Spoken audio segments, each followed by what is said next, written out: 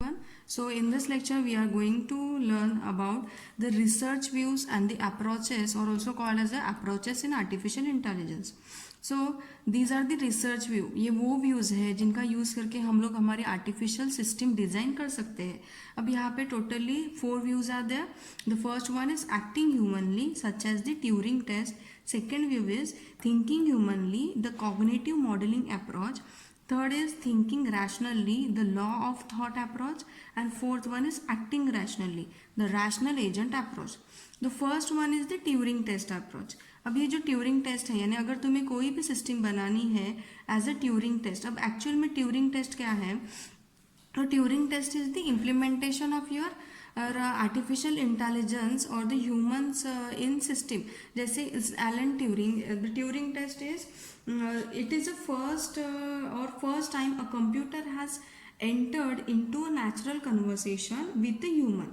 The program known as Eugene Ghostman is the first artificial intelligence to pass the test, originally developed by 20th century mathematician Alan Turing.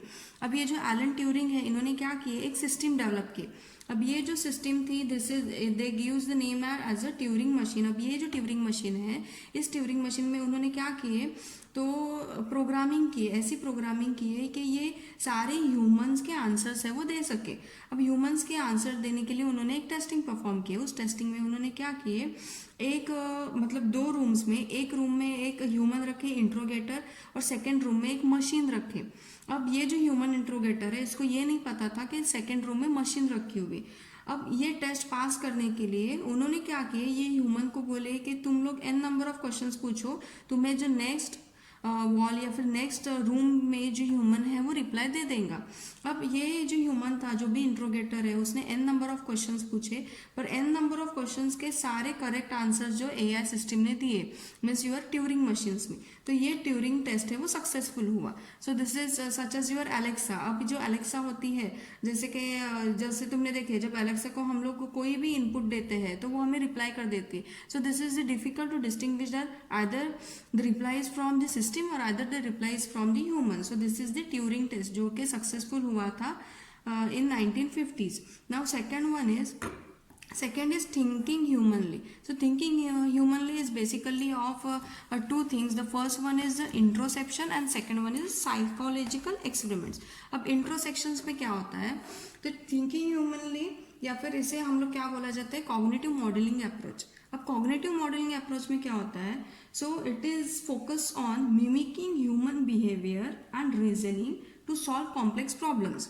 यानी हम लोग क्या कर रहे हैं, human के बिहेवियर को एनालाइज कर रहे हैं और प्रॉब्लम्स, कॉम्प्लेक्स प्रॉब्लम सॉल्व कर रहे हैं. So artificial intelligence augments human thinking to solve complex problem. It focuses on providing accurate results. So it simulates human thoughts process to find solution to complex problem such as your speech recognition, face detection. अब यहाँ पे देखो, thinking humanly में 2 part है. First one is introspection and second one is psychological experiments.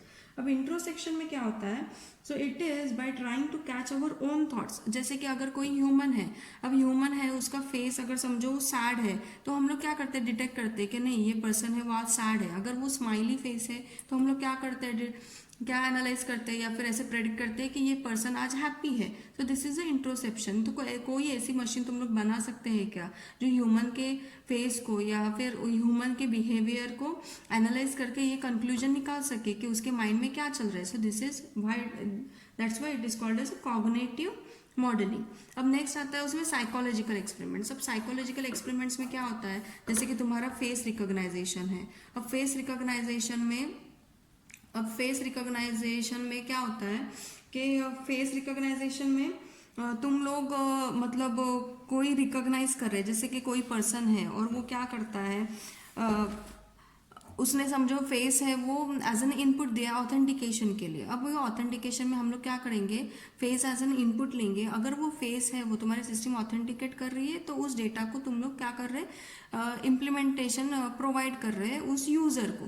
सो ये हो गया तुम्हारा साइकोलॉजिकल एक्सपेरिमेंट्स में. तो अगर तुम्हें कोई भी सिस्टम है वो डेवलप करनी है जो कि तुम्हारी ह्यूमन के बिहेवियर को एनालाइज कर सके और तुम्हें उसमें साइकोलॉजिकल एक्सपेरिमेंट्स भी प्रोवाइड कर सके. अब साइकोलॉजिकल एक्सपेरिमेंट जैसे कि तुम रिकॉग्नाइजेशन कर रहे हैं, number of input and output ले रहे हैं और उसके बिहेवियर को एनालाइज करके तुम लोग प्रूफ प्रोवाइड कर रहे हैं कि ये जो प्रूफ है यानी इस पर्सन का फेस है वो मैच हुआ है तुम्हारे डेटा से। तो ये हो गया तुम्हारा, this is a thinking humanly as it is join with your human behaviour, that's why it is called as a cognitive modelling approach. Now next one is the thinking rationally or the law of thought approach. अब thinking rationally क्या होता है? तो thinking rationally means अगर तुम लोग समझो example है, जैसे कि the example is a game, तुम लोग कोई प्ले कर रहे हैं। अब थिंकिंग रैशनली जैसे कि हम लोग यूज़ करते हैं चेस प्लेइंग गेम। अब चेस प्लेइंग गेम हम लोग इसको समझेंगे टू पार्ट से। The first one is a thinking rationally, second one is acting rationally. अब दो व्यूज है ये, they are both different from each other. The first one is a thinking rationally. अब थिंकिंग रैशनली अगर हम लोग chess play कर रहे हैं, अब चेस प्ले करने के बाद उसके सम रूल्स होते हैं।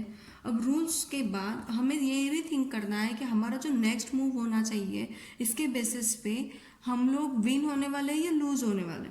तो अब जब एक्टिंग रैशनली में क्या होता है, first one is a thinking rationally. Thinking rationally is you are going to think based on the rules of your chess playing. अब रूल्स तुम लोग थिंक कर रहे हैं, बट रूल्स थिंक करने के बाद कौन सा मूव लेना है, this is your acting rationally. So it is focuses on how system act and perform actions. So thinking rationally is you are going to think how the rules are, और after thinking the rules you are going to apply your rules on your actions. So this is acting rationally. So this is overall the research view and the approaches in your AI. So for developing your artificial intelligence system you can take any view from the listed 4 views. Thank you.